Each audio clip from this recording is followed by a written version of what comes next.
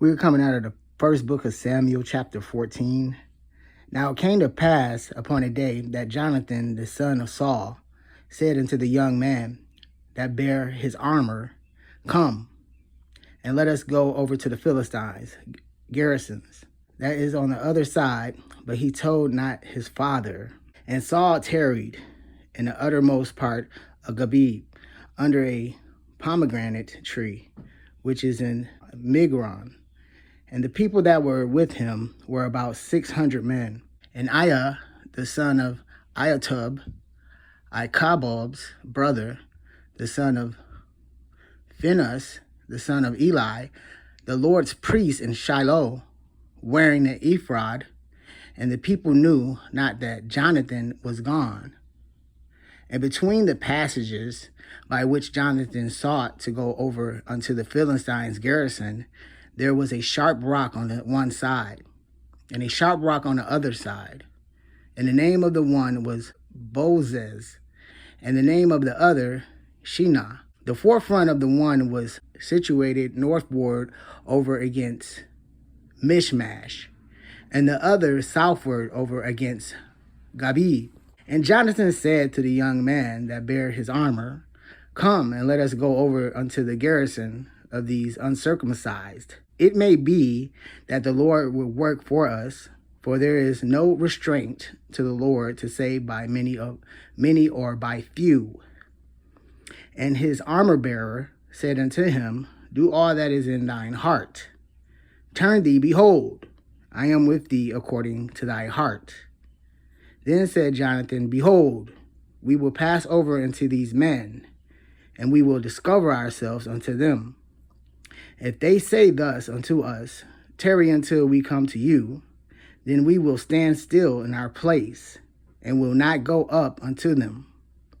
But if they say thus, Come up unto us, then we will go up, for the Lord hath delivered them into our hand. And this shall be a sign unto us. And both of them discovered themselves unto the garrison of the Philistines.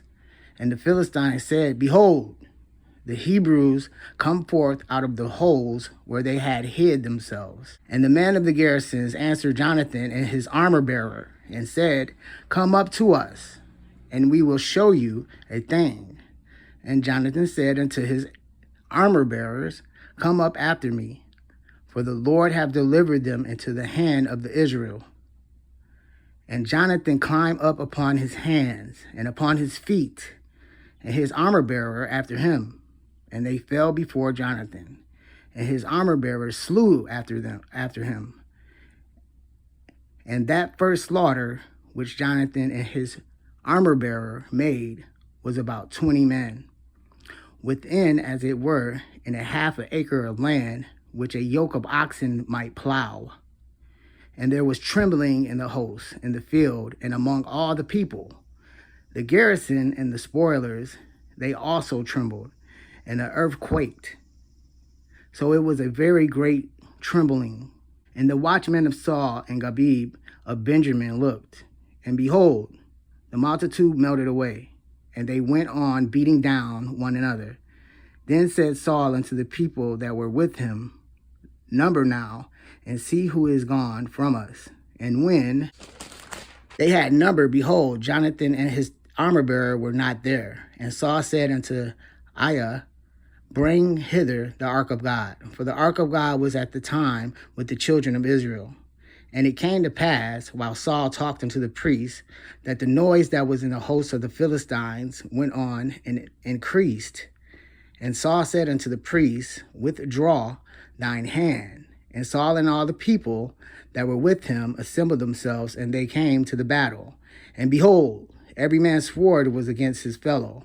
And there was a very great discomfiture. Moreover, the Hebrews that were with the Philistines before that time, which went up with them into the camp from the country round about, even they also turned to be with the Israelites that were with Saul and Jonathan. Likewise, all the men of Israel which had hid themselves in Mount Ephraim, when they heard that the Philistines fled, even they also followed hard after them in the battle. So the Lord saved Israel that day, and the battle passed over unto Beth Haven. And the men of Israel were distressed that day. For Saul had adjourned the people, saying, Cursed be the man that eateth any food until evening, that I may be avenged of my enemies. So none of the people tasted any food. And all they of the land came to a wood, and there was a honey upon the ground. And when the people were come into the wood, behold, the honey dropped, but no man put his hand to his mouth, for the people feared the oath. But Jonathan heard not when his father charged the people with the oath. Wherefore he put forth the end of the rod that was in his hand, and dipped it in a honeycomb, and put his hand to his mouth, and his eyes were enlightened. Then answered one of the people and said, Thy father straitly charged the people with an oath, saying, Cursed be the man that eateth any food this day. And the people were faint. Then said Jonathan, My father hath troubled the land. See, I pray you, how mine eyes have been enlightened, because I tasted a little of this honey. How much more, if I haply the people had eaten freely today of the spoil of their enemies, which they found. For had there not been now much greater slaughter among the Philistines? And they smote the Philistines that day, from Michmash to Aijalon, and the people were very faint. And the people flew upon the spoil, and took sheep and oxen and calves, and slew them on the ground, and the people did eat them with the blood. Then they told Saul, saying, Behold, the people sin against the Lord, and that they eat with the blood. And he said, You have transgressed, roll a great stone unto me this day.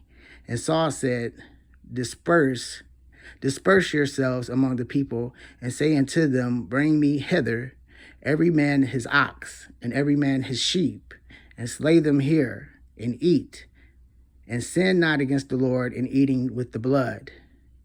And all of the people brought every man his ox with him that night, and slew them there. And Saul built an altar unto the Lord. The same was the first altar that he built unto the Lord. And Saul said, Let us go down after the Philistines by night, and spoil them into the morning light, and let us not leave a man of them. And they said, Do whatsoever seemeth good unto thee. Then said the priest, Let us draw near hither unto the God. And Saul asked counsel of God, Shall I go down after the Philistines? Wilt thou deliver them into the hand of Israel? But he answered him not that day. And Saul said, Draw you near hither, all the chief of the people, and note and see wherein this sin hath been this day. For as the Lord liveth, which saveth Israel, though it be in Jonathan, my son, he shall surely die. But there was not a man among all the people that answered him. Then said he unto all Israel, Be you on one side, and I and Jonathan my son will be on the other side. And the people said unto Saul, Do what seemeth good unto thee. Therefore Saul said unto the Lord God of Israel, Give a perfect lot. And Saul and Jonathan were taken, but the people escaped. And Saul said, Cast lots between me and Jonathan my son. And Jonathan was taken. Then Saul said to Jonathan, Tell me what thou hast done. And Jonathan told him and said, I did but taste a little honey with the end of the rod that was in my hand, and lo, I must die. And Saul answered, God do so, and more also, for thou shalt surely die, Jonathan. And the people said unto Saul, Shall Jonathan die, who hath wrought this great salvation in Israel? God forbid, as the Lord liveth, there shall not one hair of his head fall to the ground, for he hath wrought with God this day. So the people rescued Jonathan, that he died not. Then Saul went up from following the Philistines, and the Philistines went to their own place. So Saul took the kingdom over Israel and fought against all his enemies on every side, against Moab, against the children of Ammon, and against Edom, and against the king of Zobah, and against the Philistines. And whithersoever he turned himself, he vexed them. And he gathered in hosts and smote the Amalekites, and delivered Israel out of the hands of them that spoiled them. Now the sons of Saul were Jonathan and Ishua and Melechi Shua, and the names of his two daughters were these: the name of the firstborn, Merab, and the name of the younger, Michal. And the name of Saul's wife was Ahinoam, the daughter of Ahimaaz. And the name of the captain of his host was Abner, the son of Ner, Saul's uncle. And Kish was the father of Saul. And Ner, the father of Abner, was the son of Abel. And there was a sore war against the Philistines all the days of Saul. And when Saul saw any strong man or any violent man, he took him unto him.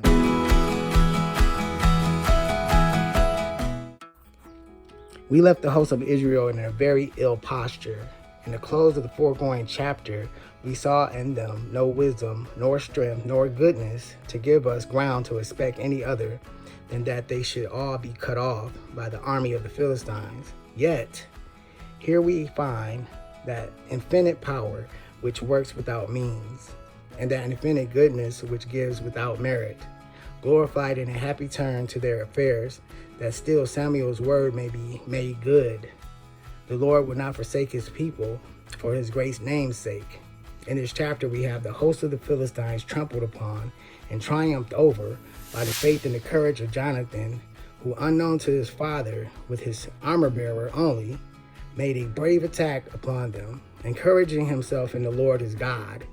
He challenged them, and upon their acceptance of the challenge, charged them with such fury and rather such faith that he put them to flight and set them one against another, which gave opportunity to Saul and his forces with other Israelites to follow the blow and gain a victory.